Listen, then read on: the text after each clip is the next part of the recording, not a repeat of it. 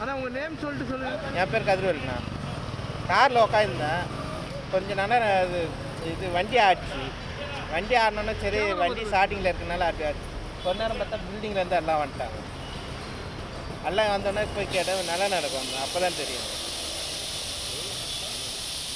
எத்தனை மணி இருக்குண்ணா? ஒரு 10:05 10:10 இருக்கும். அது ஒரு 2 செகண்டு தான்.